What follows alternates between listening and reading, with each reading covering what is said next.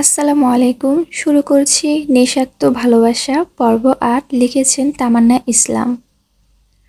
সকাল 11:30। সূর্যের আবছা আলো জানালার পর্দা ভেদ করে আয়রাতের মুখের উপর আছড়ে পড়ছে। আয়রাত এতক্ষণ গভীর ঘুমে তলিয়েছিল। মুখের উপর তির্যক ভাবে আলো আসাতেই চোখ মুখ খানিক কুঁচকে ফেলে। মিটমিট করে চোখ মেলে তাকায়। ঘুমের রেশটা এখনো কাটেনি তার।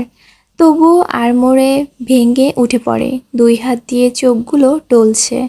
হাত পাগুলো কেমন লেগে গেছে, হয়তো অতিরিক্ত আর বেকায়দায় ঘুমানোর ফল এটা। বিছানাতে উঠে বসে পড়ে। ছোট ছোট হাই তুলছে। চুলগুলো এলোমেলো হয়ে আছে প্রচুর। চুলগুলো হাত দিয়ে কোনো রকমে ঠিকঠাক করে নেয়। ছোট ছোট চোখে নিজের আশেপাশে দেখে, কিন্তু সব কিছু খেয়াল করতে যেন আয়রাতের মাথায় আকাশ ভেঙে পড়ে। এই কোথায় সে? এটা কার ঘর? আয়রাত নিজের দিকে খেয়াল করে। এবার আরও বেশি অবাক সে। একটা বড়সড় সাদা ধবধবে বিছানাতে রয়েছে সে। তার উপরে সাদা চাদর। পুরো রুমটা বেশ আকর্ষণীয়। সামনে একটা ছোট ফায়ার ওয়ার্ক আছে। সেখানে হয়তো রাতের সময় আগুন লাগানো হয়, কিন্তু বর্তমানে সেখানে রয়েছে কিছু শুকনো কাঠ। অন্যান্য দিকে আরও অনেক জিনিস রয়েছে। আয়রা তার বাম পাশে তাকায়। দেখে বাঁ পাশে বেশ বড় বড় দুটো থাই গ্লাস। আয়রা ঝট করে উঠে পড়ে। উঠেই থাই গ্লাসটা কিছুটা জোরেই ধাক্কা দেয়। সেটা সরে যায়। আয়রাত বাইরে চলে যায়। বাইরে গিয়ে আয়রাতের মুখ আপনা আপনি হা হয়ে যায়। বাইরে করিডোর, অর্থাৎ আয়রাত যেখানে শুয়েছিল সেটা রুম, আর রুমের পাশেই থাই গ্লাস। সেটা সরালেই করিডোর। খোলামেলা মন মাতানো বাতাস এখানে। বাতাসে আয়রাতের চুলগুলো অনেক উড়ছে। করিডোরের রেলিংয়ে দাঁড়িয়ে আয়রাত নিচের দিকে তাকায়। দেখে বেশ উঁচু, তার মানে সে কোনো এক উপরের তলায় আছে। একদম নিজের সামনের দিক তাকাতেই সব কেমন গুলিয়ে যায়। নিজের সামনে যতদূর চোখ যায় ততদূর শুধু সমুদ্র আর সমুদ্র।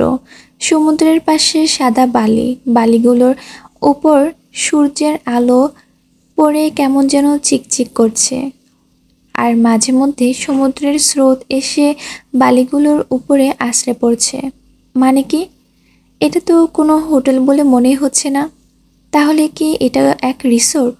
কিন্তু গতকালে রাতেই তো সে হোটেলে ছিল সবার সাথে। তাহলে ঘুম থেকে উঠতেই এখানে কিভাবে এলো? আয়রাতের মাথায় কিছুই ঢুকছে না। এলোমেলো চুলগুলোতে হাত বুলাতে বুলাতেই আয়রাত রুমের ভেতর এসে পড়ে। মনে করার চেষ্টা করে যে গতকালের রাতে আসলে হয়েছিল কি। পরক্ষণে আয়রাতের মনে পড়ে যে আব্রাহাম রায়হানকে অনেক মেরেছিল কাল। আয়রাতের হাত কেটেছিল। তারপর রুমে এসে আব্রাহাম তার হাতে ব্যান্ডেজ করে দেয়।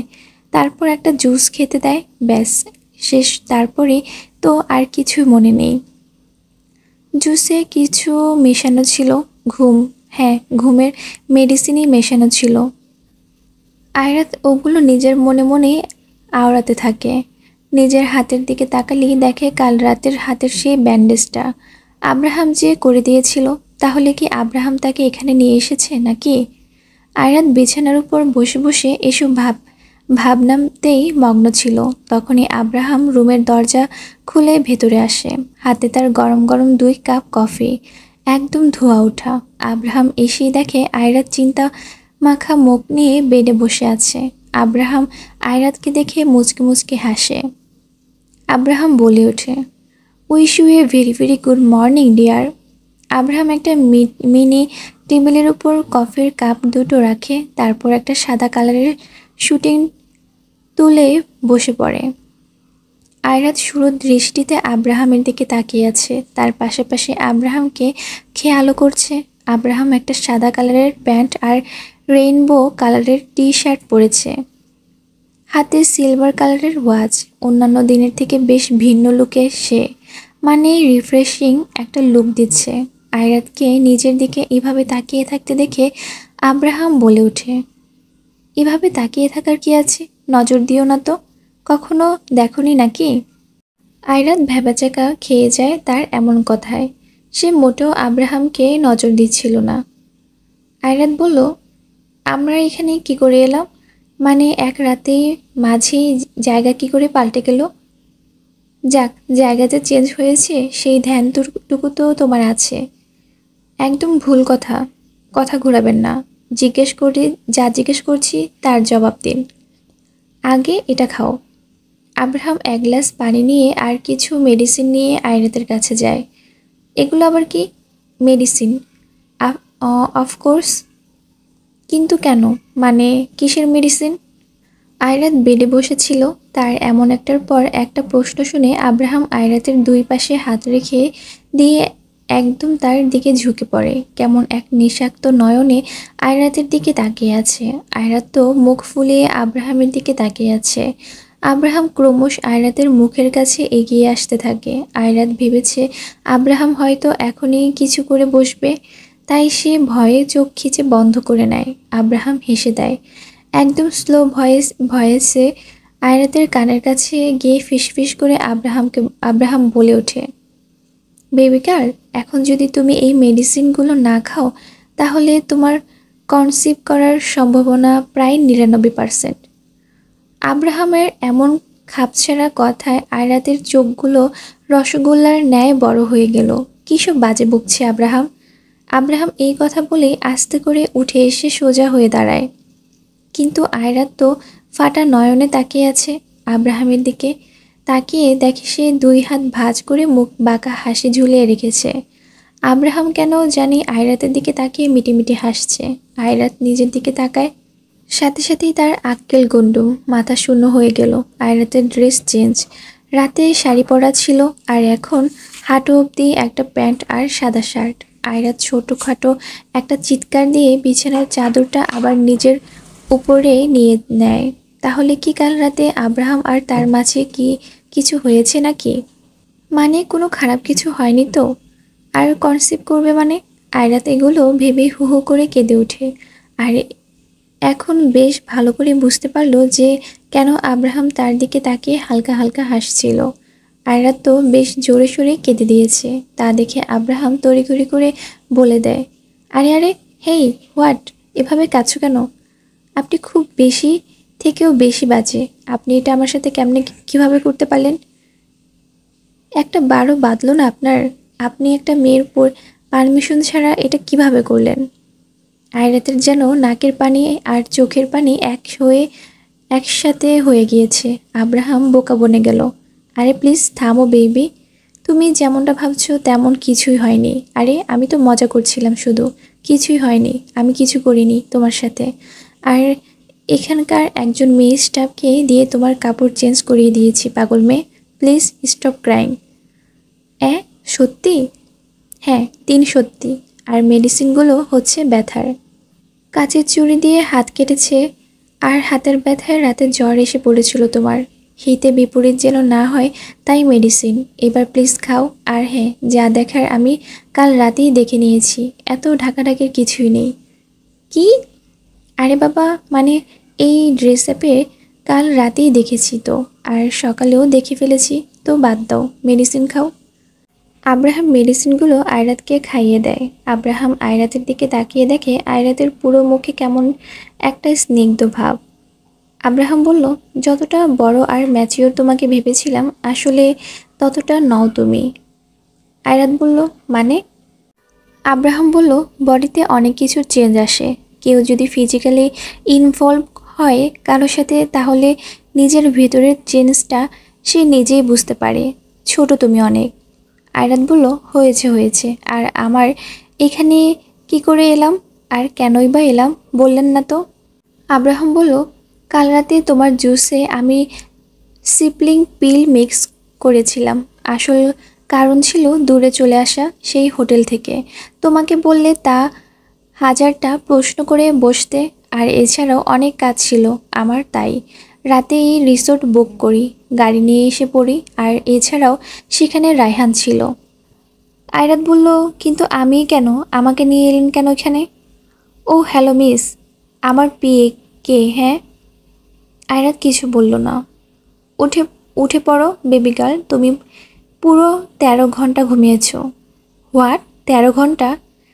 ডোজ নিয়েছিল তো, তাই অবাক হবার কিছুই নেই। আর হ্যাঁ, রেডি থেকো, আমরা বাইরে বের হব। বাইরে মানে? এটা অনেক বড় একটা রিসোর্ট। পুরোটা ঘুরে দেখতে হলে কমপক্ষে 2 দিন সময় লাগবে। ও আচ্ছা। সামনের রুমটাই আমার, যদিও আলাদা রুম নেবার কোনো ইচ্ছেই আমার ছিল না, কিন্তু আমি বাধ্য। আমি গেলাম, কিছুক্ষণ পর ড্রেস পাঠিয়ে দিব, আমি রেডি হয়ে বাইরে এসো। আব্রাহাম বাইরে চলে যায়, আর এদিকে আয়রাত যেন হাঁপ ছেড়ে প্রাণে বাঁচে। আব্রাহাম বাইরে গিয়ে ফোনে কথা বলতে থাকে। আসলে হোটেলে কেউই জানে না যে আব্রাহাম এসে পড়েছে, একমাত্র রাশেদ বাদে। রাশেদ সেই দিকটা হ্যান্ডেল করে নিবে। বিকেলের দিকে আব্রাহাম আর আয়রাত বাইরে বের হয় সমুদ্রের পাড়ে। এখানে অনেক মানুষ আছে, অনেক ড্রিঙ্কস শপের পাশে দাঁড়িয়ে আছে, আবার অনেকে মিউজিক্যাল তালে তালে নাচছে, আবার অনেকে সমুদ্রে ভেসে বেড়াচ্ছে। আয়রাতের কোনো ইচ্ছে ছিল না এখানে আসার, কিন্তু আব্রাহাম এক প্রকার জোর করেই এনেছে। আয়রাতের কেমন যেন লাগছে এটা। মেয়েরা অনেক ছোট ছোট ড্রেস পরে চারিপাশে ঘুরছে, আর আব্রাহামকে দেখেই পিক ক্লিক করার জন্য পাগল হয়ে যাচ্ছে।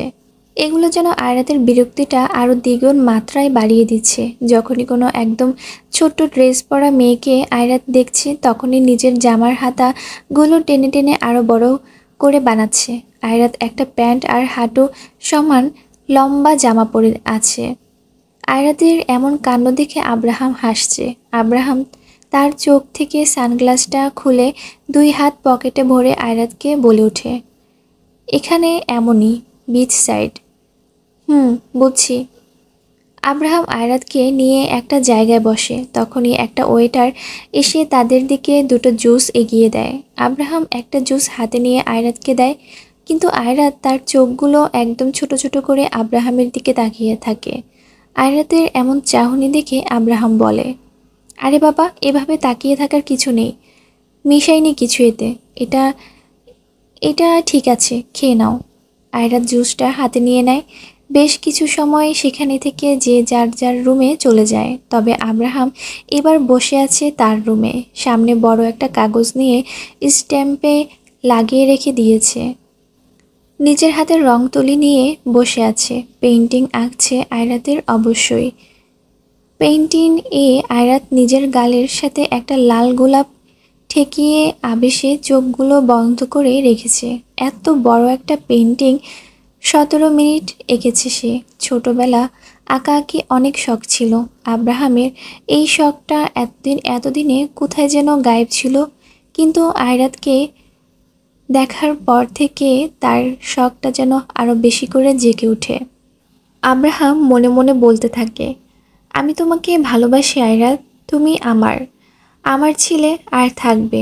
আমার থেকে দূরে যেতে দেব না আমি তোমাকে। I really love you Ayrat, I need you baby girl. Abraham হাজারো কথা আয়রাতের পেইন্টিং এর সামনে বসে বসেই বলছে। একটা সময় পেইন্টিং কমপ্লিট হয়ে গেলে আব্রাহাম তা খুব যত্নের সাহায্যে রেখে দেয়। এখন আয়রাতের কাছে যেতে হবে তার। আয়রাতকে জ্বালাতে হবে, নয়তো তার রাতের ঘুম হবে না। যেই ভাবা সেই কাজ। আব্রাহাম চলে যায় আয়রাতের কাছে। প্রথমে আয়রাতের রুমে চলে যায়, কিন্তু সেখানে গিয়ে আয়রাতকে পায় না। তারপর আবার ছাদে চলে যায়, গিয়ে দেখে ছাদে খোলা বাতাসে আয়রাত এক কিনারায় দাঁড়িয়ে আছে। আব্রাহাম আলতো পায়ে আয়রাতের কাছে এগিয়ে যায়। রুমে ভালো লাগছিল না দেখে আয়রাত ছাদে চলে আসে। এখানে পরিবেশ আর এমন মনোমুগ্ধকর, বাতাসের মেজাজটা কেমন ফুরফুরে লাগছে। তবে নিজের কোমরে কারো শীতল স্পর্শ পেয়ে আয়রাত চমকে পিছনে ঘুরে তাকায়। নিজের কোমরে কারো শীতল স্পর্শ পেয়ে আয়রাত চমকে গিয়েছিল, তবে সম্পূর্ণ তাকাতে পারেনি। আব্রাহাম তাকে আগেই পিছন থেকে জড়িয়ে ধরেছে। আব্রাহাম রীতিমতো আয়রাতের কোমরে স্লাইড করে যাচ্ছে, আর তার এমন কাণ্ডে আয়রাতের শরীর বয়ে যাচ্ছে এক অজানা শিহরণ, যে শুকনো কিছু ঢোক গিলে সামনের দিকে তাকিয়ে থাকে। আপনি? হুশ, তুমি জানো বেবি গার্ল, আমি তোমাকে কত খুঁজে বেড়াচ্ছি, আর তুমি কি না এখানে এসে একা একা দাঁড়িয়ে আছো? না মানে, আমার সাথে থাকতে বলেছি না সব সময়। আমি কিভাবে থাকবো স্যার? মানে আপনার যখন দরকার পড়বে আপনি ডাক দিবেন, আমি চলে যাব। আব্রাহাম বলল, দরকার পড়বে মানে? লিসেন, তোমাকে আমার রাত দিন 24 ঘন্টায় দরকার পড়ে। আর শোনো, ফরগড শেখ, এই স্যারটার ডাকা অফ করো। মানে অফিসে থাকলে সবার সামনে ডেকো, ঠিক আছে, বাট প্লিজ এখানে না। আয়রাত মনে মনে বলল, এহ, আমার বইয়ে গেছে স্যার ডাকতে হয়। আসছে রে, আমি আমি আব্রাহামই ডাকি। হুম। আয়রাত কিছুটা মোচড়ামুচড়ি শুরু করে দিল। আব্রাহামের যেন এটা মোটেও ভালো ঠেকলো না। ছাড়ুন তো। কেন ছাড়বো? আরে মানে কি, আপনি যখন তখন এভাবে হুটহাট করে জড়িয়ে ধরেন কেন বলুন তো? ছাড়ুন। আব্রাহাম বেশ বিরক্ত হচ্ছে, তবে পর মুহূর্তেই আব্রাহামের মাথায় শয়তানি বুদ্ধি এলো।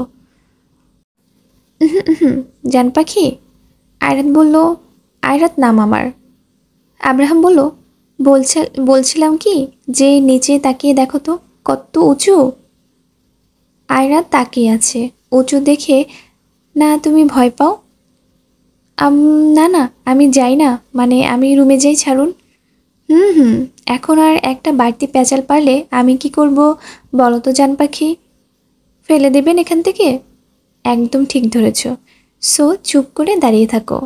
আয়রাতের মাথাটা আব্রাহামের থুতনিতে পড়ে, মানে আয়রাত আব্রাহামের থুতনির সমান। আব্রাহাম তো তার গালটা আয়রাতের মাথার সাথে লাগিয়ে রেখেছে। ছাদ থেকে সামনে তাকালেই দেখা দেখা যায় মস্ত বড় খোলা এক জায়গা। সমুদ্রের পাড়ে এখন তেমন কোনো মানুষ নেই, জায়গাটা নীরব, যার ফলে সেখানে স্রোতের ঢেউ খেলানো শব্দটাও কানে ভাসে আসছে। আকাশের তারাগুলো কেমন জ্বলজ্বল করছে। আব্রাহাম তার আয়রাতকে নিয়ে মুগ্ধ নয়নে জায়গাটা উপভোগ করছে, কিন্তু আয়রাত, সে তো নিরুপায় হয়ে এখানে দাঁড়িয়েই আছে। আব্রাহাম যে তাকে হুমকি দিয়েছে যে দাঁড়িয়ে না থাকলে ফেলে দেবে। এভাবে দাঁড়িয়ে থাকতে থাকতে হঠাৎ আব্রাহামের ফোন বেজে ওঠে। শেষ পুরো মুডটাই নষ্ট করে দিয়েছে। আব্রাহাম আয়রাতকে ছেড়ে দেয়, তারপর ফোনটা পিক আপ করে সাইডে গিয়ে কথা বলতে থাকে, আর আয়রাত এই ফাঁকে দেয় ভৌদৌড়। আব্রাহাম কথা বলা শেষ করে তার পিছনে দিকে ঘুরে তাকাতেই দেখে আয়রাত নেই। আব্রাহাম বলল, পালিয়েছে পাগলিটা। আব্রাহাম দাঁড়িয়ে থেকে সেখানেই। রুমে কিছুক্ষণ পর যাবে, এদিকে আয়রাত ছুটে এসে ঠাস করে রুমের দরজা লাগিয়ে দেয়। আল্লাহ রে, কি আপদ একটা! ধুর, আর বাইরেই যাওয়া যাবে না। আয়রাত বিছানাতে গিয়ে উপর হয়ে ফোনে গেমস খেলতে লাগলো। তখনই আয়রাতের ফোনে বেজে ওঠে কল। দেখে রোদেলার ফোন। হ্যালো রোদেলা, কেমন আছো? আরে, আমার কথা রাখো, তুমি কোথায়?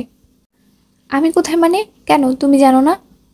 আরে, আমি কি করে জানবো? আব্রাহাম স্যার নেই, তুমি নেই, কোথায় তোমরা? আরে, কাউকে জিজ্ঞেস করলে কিছুই বলছে না। আমরা তো রিসোর্টে আছি। আর কেন, আব্রাহাম স্যার বলেনি কিছুই সবাইকে এই ব্যাপারে? না তো, এমনকি আমার সাথে সাথে বাকিরাও জানে না।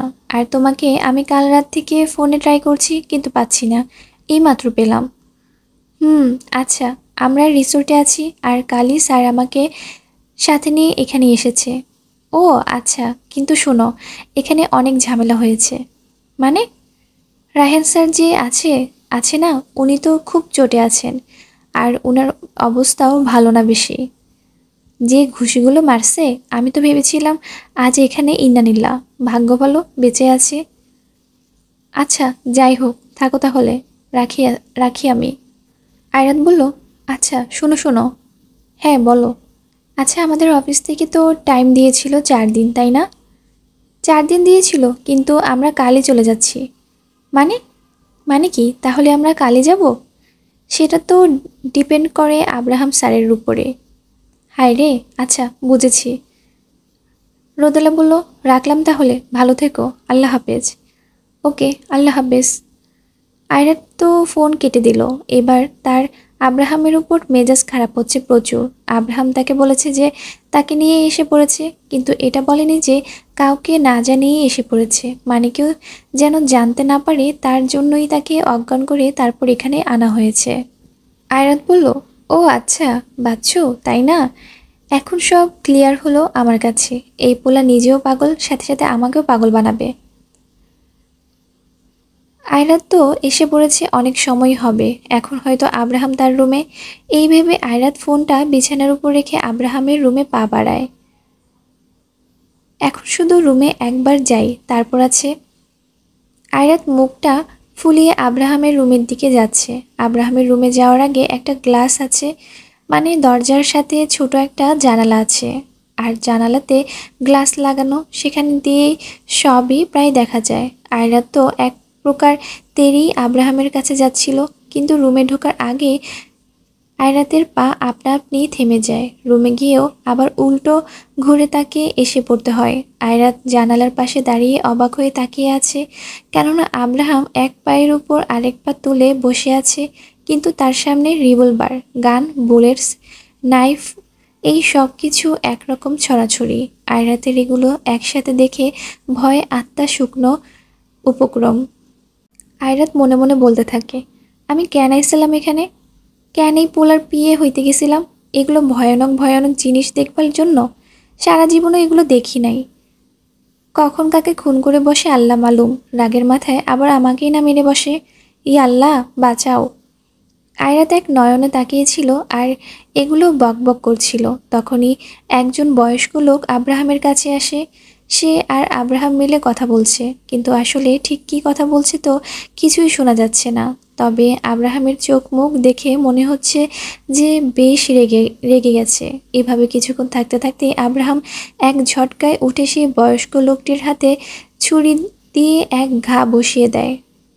রক্ত ছিটকে যায়, লোকটি ব্যথায় কুঁকড়ে যায়, রক্ত ঝরছে, কিন্তু আব্রাহাম নাই লোকটিকে সেখান থেকে উঠতে দিচ্ছে, আর নাই নিজে কিছু করছে রক্ত থামানোর জন্য।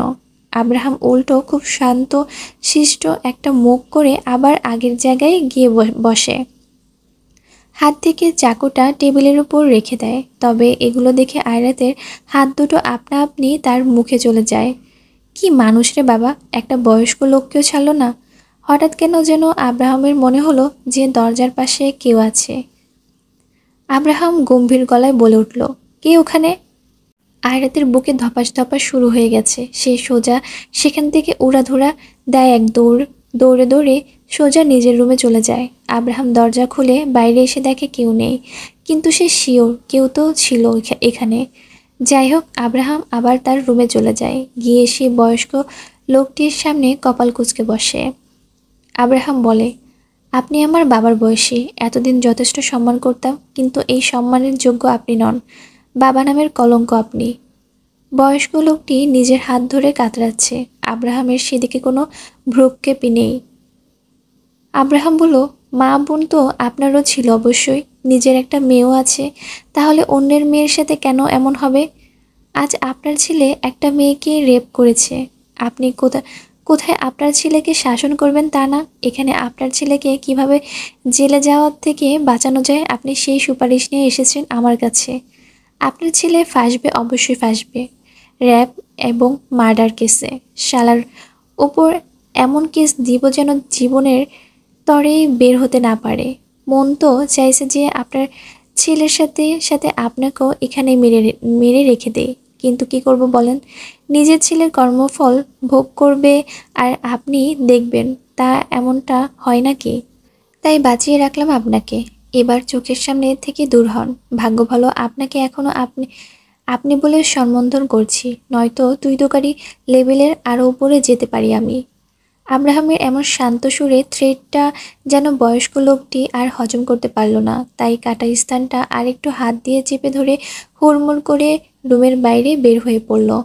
আব্রাহামের মাথা প্রচুর গরম এখন। মানুষ কি পরিমাণ বিবেকহীন হলে নিজের ছেলের এই কুকীর্তি লুকাতে সাহায্য চাইতে আসে।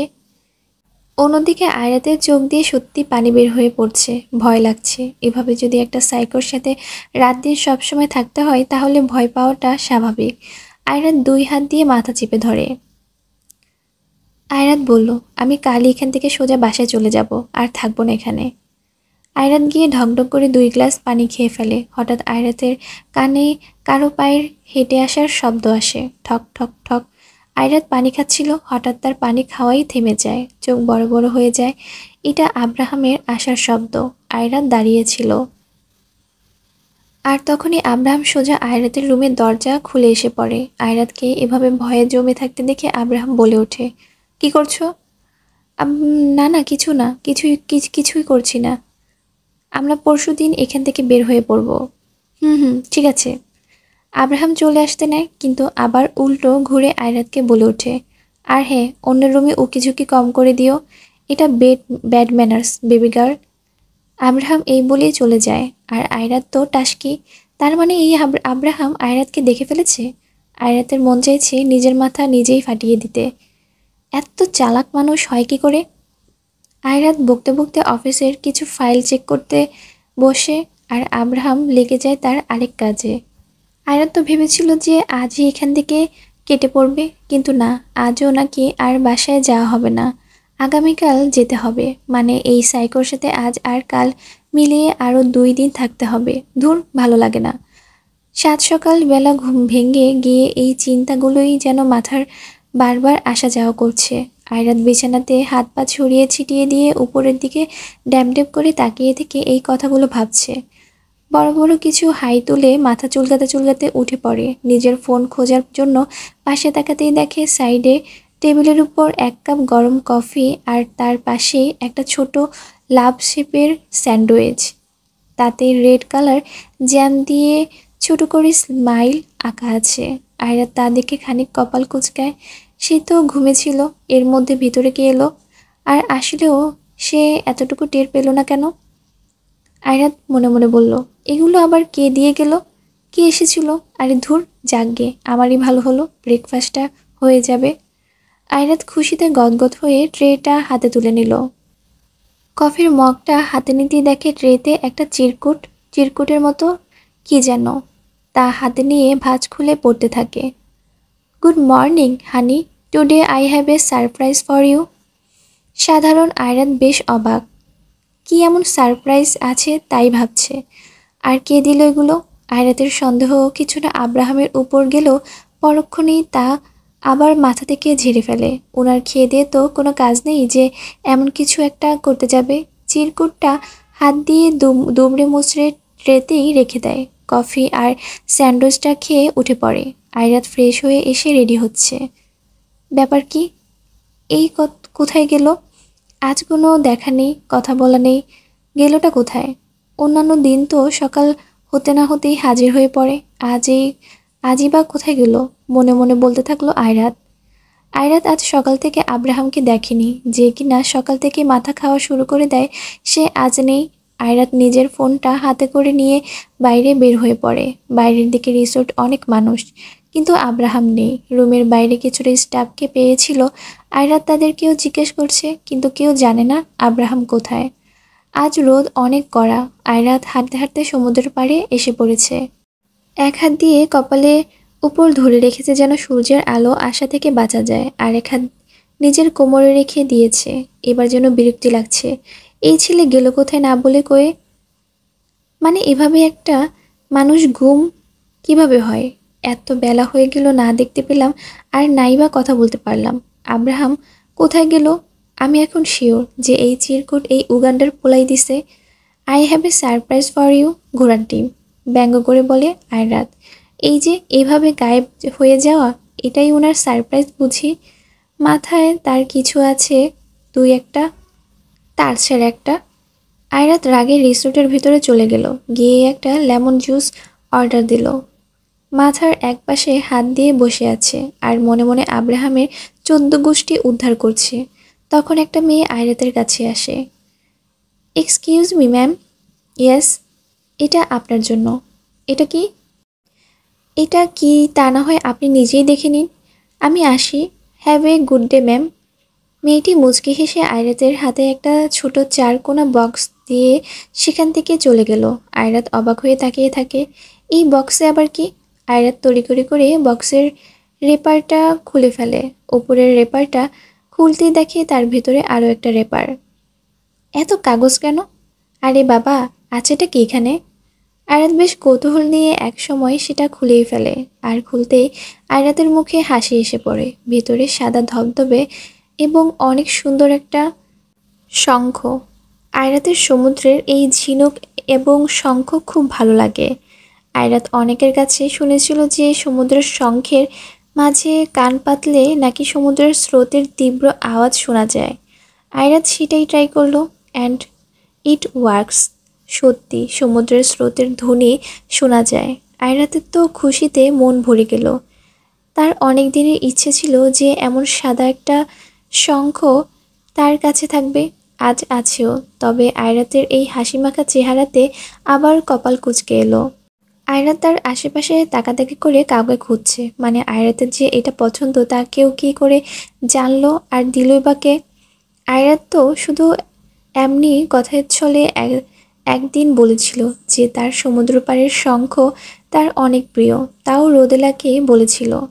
সব চিন্তা মাথা থেকে বাদ দিয়ে আয়রাত তার হাতে থাকা শঙ্খের দিকে তাকায়। যাই হোক, যেই দিক না কেন, তবে অনেক বেশি সুন্দর। আয়রাত আবার হেসে হেসে শঙ্খটা কানের কাছে ধরে।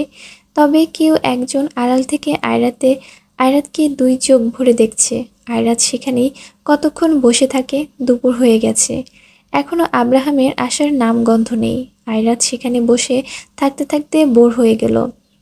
তাই সে তার শঙ্খ নিয়ে সেখান থেকে চলে আসে। আচ্ছা, মানে বুঝলাম না, দুপুর শেষ হয়ে এলো, কিছুক্ষণ পর বিকেল হবে, এই ছেলে কোথায় গেল? আমি একা কিভাবে কি করব?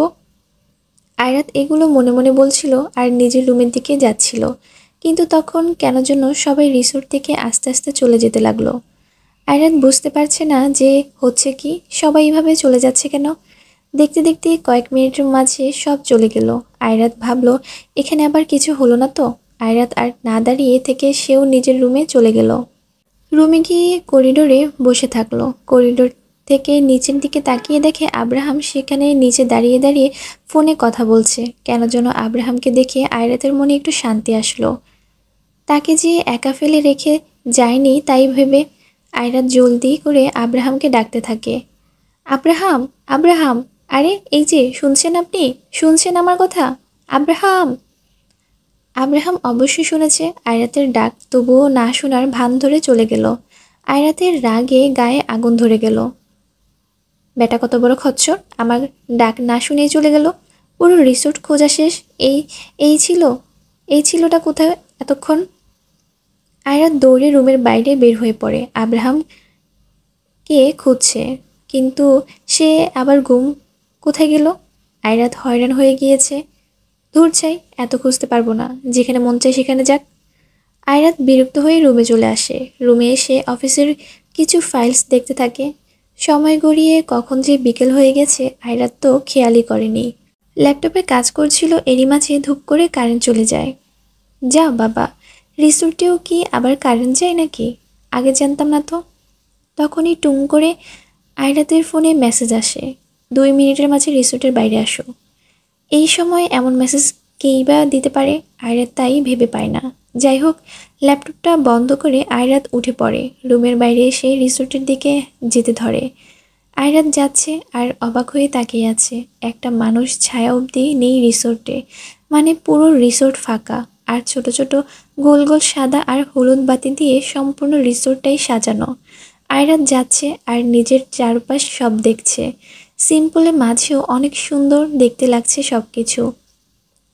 আয়রাত হেঁটে হেঁটে রিসোর্টের একদম বাইরের সমুদ্রের কিনারায় চলে আসে।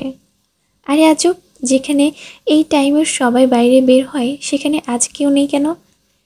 বিকেলের দিকে আকাশের এক নতুন আভা ফুটে উঠেছে। সূর্য যেন এই আস্ত যায় এমন একটা ভাব। গোধূলির লগ্ন এটা। আকাশটা যেন হরেক রকম রং দিয়ে রঙিন হয়ে আছে। ঠিক এই আকাশের নিচেই নীল স্রোতের ঢেউ খেলানো বিশাল এক সমুদ্র। সমুদ্রের পাড়ে দাঁড়ালে তার স্রোতগুলো যেন তীব্র বেগে এসে পাগুলোকে ছুঁয়ে যায়। আর তার সাথে সাথে রেখে যায় কিছু ঝিনুক নামক চকচকে সৌন্দর্যের অস্তিত্ব। চারিদিকে ঠান্ডা শীতল হাওয়া, পরিবেশটা অন্যরকম। এর জন্যই হয়তো এই সমুদ্রের পাড় অনেকের কাছে অনেক বিষয় প্রিয়। এমন একটা পরিবেশ দেখে কারই মন ভালো না হবে? আয়রাতের মুখে আপনা আপনি হাসি মুখ ফুটে ওঠে। আয়রাত যাচ্ছিল আর নিজের চারিপাশ লক্ষ্য করছে। হঠাৎ আয়রাতের সামনে একটা মেয়ে আসে। মেয়েটা বিদেশি দেখেই বোঝা যাচ্ছে। সে আয়রাতের দিকে একটা ফুলের বুকে এগিয়ে দেয়। ফুলের বুকটা এত সুন্দর যা বলার বাইরে। কমপক্ষে 7-8 রকমের ফুল দিয়ে বুকেটা সাজানো হয়েছে। আয়রাত কিছু বলতে যাবে তার আগেই মেয়েটা সেখান থেকে চলে আসে। আর যাওয়ার আগে মেয়েটা আয়রাতের সামনের দিকে হেঁটে যেতে বলে। আয়রাত হাতে ফুলের বুকেটা নিয়ে সামনে এগিয়ে যেতে থাকে। তার প্রায় আরও কয়েক মিনিট হাঁটার পর আয়রাত যখনই আরও একটু সামনে যাবে তখনই চারিপাশ থেকে লাল নীল কালারের বেলুন উড়ে আসতে লাগে। অনেকগুলো বেলুন। আয়রাতের বেশ হাসি পাচ্ছে, তবুও সব বেলুনগুলো হাত দিয়ে কোনো রকম সরিয়ে সামনের দিকে পা বাড়ায়। আয়রাত! নিজের নাম ধরে ডাক দিতে আয়রাত থেমে যায়। আয়রাত আশপাশে খুঁজে চলছে, কিন্তু কাউকেই দেখতে পাচ্ছে না। আর এখন আয়রাতের পেছন থেকে আব্রাহাম আসে। সেই আয়রাতের নাম ধরে ডেকেছে। তার চোখগুলো যেন আয়রাতেই স্থির। আস্তে আস্তে আয়রাতের দিকে সে এগিয়ে যায়। আয়রাতের কেন যেন মনে হলো যে তার পিছনে কেউ আছে। আয়রাত ঝট করে তার পিছনে ঘুরে তাকায়, আর তাকাতেই আয়রাত বেশ বড়সড় একটা ঝটকা খায়। আব্রাহাম আয়রাতের সামনে এক হাঁটু ভাঁজ করে দিয়ে বসে আছে। চোখগুলো বেকুলভাবে আয়রাতের দিকে তাকিয়ে আছে। আয়রাত হাতে ফুলের বুকেটা নিয়েই আব্রাহামের সামনে দাঁড়িয়ে আছে। আয়রাত আব্রাহামের দিকে তাকায়। আব্রাহামের চোখগুলোতে যেন এক প্রকার নেশা রয়েছে। আয়রাতের সাধ্য নেই তার সেই চোখগুলোর দিকে বেশিক্ষণ তাকিয়ে থাকার। তাই আয়রাতের চোখগুলো দ্রুত নিচে নামিয়ে ফেলে। আব্রাহাম নরম কণ্ঠে বলে ওঠে, খুব বেশি ভালোবাসি। আব্রাহামের এমন কথায় আয়রাত অবাক নয়নে তার দিকে তাকায়। আয়রাত 2 কদম পিছিয়ে গেল। দম যেন তার আটকে আসছে। সে কখনো কল্পনাও করতে পারেনি যে আব্রাহাম তাকে এমন কিছু একটা বলবে। আর এতক্ষণ আয়রাত খেয়াল করলো যে তার চারিপাশে খুব সুন্দর করে সব কিছু দিয়ে ডেকোরেট করা। অনেকগুলো ঝিনুক আর সাদা স্টোনের বল দিয়ে সাজানো গোল করে। আর আয়রাত ঠিক সেগুলোর একদম মাঝখানে দাঁড়িয়ে আছে। আর আব্রাহাম ঠিক তার সামনেই এক হাঁটু ভাঁজ করে। আয়রাতের নিঃশ্বাস যেন ঘন হয়ে আসছে, কিন্তু আব্রাহাম তো আয়রাতকে নিজের নজরবন্দি করে রেখেছে একদম। আব্রাহাম বলল, ভালোবাসি আয়রাত, আমি তোমাকে অনেক বেশি ভালোবাসি, নিজের থেকেও বেশি। এতটাই বেশি যে এখন তোমাকে ছাড়া আমি নিজেকে কল্পনা অবধি করতে পারি না। তুমি আমার কাছে আমার বেঁচে থাকার অবলম্বন, যাকে ছাড়া আমি অচল। আয়রাত, হবে কি তুমি আমার বেঁচে থাকার কারণ? আমার পুরো অস্তিত্ব হবে কি? আমায় ভালোবাসবে কি? আয়রাতের অগোচরেই তার চোখ দিয়ে এক ফোঁটা পানি চুইয়ে পড়ে। সাথে সাথে সে তা মুছে ফেলে। আয়রাত আব্রাহামের দিকে তাকিয়ে আছে, আর আব্রাহাম এখনও তার উত্তরের আশায় আয়রাতের দিকে তাকিয়ে আছে। তবে আব্রাহামকে ভুল প্রমাণ করে দিয়ে আয়রাত বলে ওঠে, না, কখনোই না। আয়রাতের এমন কথায় আব্রাহাম বেশ হার্ট হয়। ভেতরে যেন কেউ ছুরি দিয়ে তীব্রভাবে আঘাত করেছে। ভালোবাসা বললেই হলো নাকি? ভালোবাসার মানেও বুঝেন আপনি? আপনি ভাবলেন কি করে যে আমি আপনার মতো একজন গুন্ডা মাফিয়াকে ভালোবাসবো? আপনার ভেতরে মোটেও ভালোবাসা নেই। আমি আর যাই হোক আপনার মতো কাউকে ভালোবাসতে পারি না। ভালোবাসা না, ভয় পাই আমি আপনাকে। আমি যেন নির্মমভাবে মানুষকে খুন করেন, আমার ভয় লাগে আপনার থেকে। ঠিক কতটা ভয় তা হয়তো বলেও বোঝাতে পারবো না। ভালোবাসি না আমি আপনাকে, আর আপনার থেকে দূরে চলে যাব, থাকবো না। আব্রাহাম এতক্ষণ মাথা নিচু করে আয়রাতের এই সব কথাগুলো শুনছিল। আর আয়রাত লাগাতার এই কথাগুলো বলে সেখান থেকে চলে আসতে নিলে আব্রাহাম খপ করে আয়রাতের হাত ধরে ফেলে। আয়রাত নিজের হাতে টান অনুভব করে তার পিছনে ঘুরে তাকায়। আয়রাত দেখে যে আব্রাহাম তার মাথা নিচু করে আয়রাতের হাত শক্ত করে ধরে দাঁড়িয়ে আছে। আয়রাত একবার তার হাতের দিকে, আরেকবার আব্রাহামের দিকে তাকায়। এবার আব্রাহাম নিজের চোখ তুলে আয়রাতের দিকে তাকায়। আয়রাত আব্রাহামের চোখ জোড়া দেখে ভয়ে আঁতকে ওঠে। কাঁদো কাঁদো চেহারা হয়ে যায়। আব্রাহামের যে এখন কি পরিমাণ রাগ উঠেছে তা আয়রাত বেশ ভালোই আন্দাজ করতে পেরেছে। আব্রাহাম রক্তচক্ষু নিয়ে আয়রাতের দিকে তাকিয়ে আছে। আর আয়রাতের তো কাঁপাকাঁপি শুরু হয়ে গেছে পুরো দমে। আব্রাহাম এবার আয়রাতকে এক হ্যাঁচকা টান দিয়ে, যার ফলে আয়রাতের হাত থেকে ফুলের বুকেটা নিচে পড়ে যায়। আয়রাত সোজা এসে আব্রাহামের বুকের উপর পড়ে। আয়রাতের সামনের চুলগুলো তার মুখের উপর আছড়ে পড়ে। আয়রাত এবার ভারী ভারী দম ফেলতে থাকে। আব্রাহামের দিকে চোখ তুলে তাকাতেই দেখে আব্রাহাম তার দিকে এক ধ্যানে তাকিয়ে আছে। আয়রাত আব্রাহামকে ধাক্কা দিয়ে চলতে চলে আসতে নেয়। আব্রাহাম এবার তার বাম হাত দিয়ে আয়রাতের কোমর জড়িয়ে ধরে, আয়রাতকে নিজের সাথে একদম মিশিয়ে নেয়। আয়রাত ছাড়া পাবার জন্য ছুটোছুটি করতে লাগলে আব্রাহাম আয়রাতের মাথার পিছনের চুলের মুঠিতে খামচিয়ে ধরে, আয়রাতের মুখটা তার মুখের সামনে আনে। এতে আয়রাতের ব্যথায় তার চোখ মুখ সব খিচে বন্ধ করে ফেলে, কেঁদে দিয়েছে সে। আব্রাহাম তার দাঁতের চোয়াল শক্ত করে বেশ রেগে বলে ওঠে, আমাকে ভালোবাসিস না তুই, তাই না? আমি মানুষ মারি, আমি নির্দয়, আমার মাঝে কোনো দয়া মায়া নেই। আমাকে ভয় পাস তুই, তাই তো? আমাকে ভালোবাসতে পারবি না, তাই না? তবে আমিও দেখব যে তুই আমার থেকে ঠিক কত দূর থাকতে পারিস। তোকে আমার হতেই হবে। হ্যাঁ, মাফি আমি গুন্ডাগিরি করি, তো তোকে এই মাফিয়াকেই মেনে নিতে হবে আর একেই ভালোবাসতে হবে। তোকে অন্য কোনো ছেলের সাথে দেখলে মাথা খারাপ হয়ে যায় আমার, কারণ তুই শুধু আমার আর আমার। যে ছেলে তোর ছায়ার ধারে কাছেও আসবে না, তাকে বিনা নোটিশে আমি পরকালের টিকিট ধরিয়ে দিব, বুঝেছিস? রাত দিন তোর উপর নজর রেখেছি, একটা মুহূর্তের জন্য একা ছাড়িনি। কারণ কারণ আমার বাঁচা মুশকিল তোকে ছাড়া। তুই আমারই হবি। তা যদি তুই চাস তবুও, আর যদি না চাস তবুও ভালোবাসি আমি তোকে। আর তোকে এই আমারই হতে হবে, তা যে কোনো মূল্যেই যে কারোই হোক। আমার চাই তোকে, বুঝেছিস? আয়রাতকে আরও জোরে নিজের সাথে চেপে ধরে। আয়রাত শুধু অবাক হয়ে আব্রাহামের দিকে তাকিয়ে থাকে। কি বলবে, কি করবে কিছুই বুঝতে পারছে না। আয়রাত আবার বলে, না, ভালোবাসি না, আর কখনো আমার পক্ষে আপনাকে ভালোবাসা সম্ভব না। আব্রাহাম বলল, আমাকে আমার রূপে ফিরে আসতে বাধ্য করো না বেবি গার্ল, খুব একটা ভালো হবে না তা তোমার জন্য। তুমি আমার ছেলে আছো আর থাকবে, কান খুলে শুনে রাখো, তুমি আমার মানে আমার। আয়রাত আব্রাহাম আহমেদ চৌধুরী, তুমি আমার নামে লেখা। যতদূরই যাও না কেন বা যেখানে যাও না কেন, ঘুরে ফিরে তোমাকে আবার আমার কাছেই ফিরে আসতে হবে। আমি তোমাকে ভালোবাসি আর আমার চাই তোমাকে, ব্যাস। আয়রাত অশ্রুসিক্ত নয়নে আব্রাহামের দিকে তাকিয়ে থাকে, আর আব্রাহাম আয়রাতের দিকে একটা রাগী লোক দিয়ে সেখান থেকে চলে আসে। আয়রাত এবার বুঝতে পারছে যে সকালে সেই চিরকুট, সেই শঙ্খ আর এই এত কিছু সব আব্রাহামেরই করা, সব কিছু। আয়রাত জোরে জোরে দম নিচ্ছে আর আব্রাহামের যাওয়ার দিকে তাকিয়ে আছে।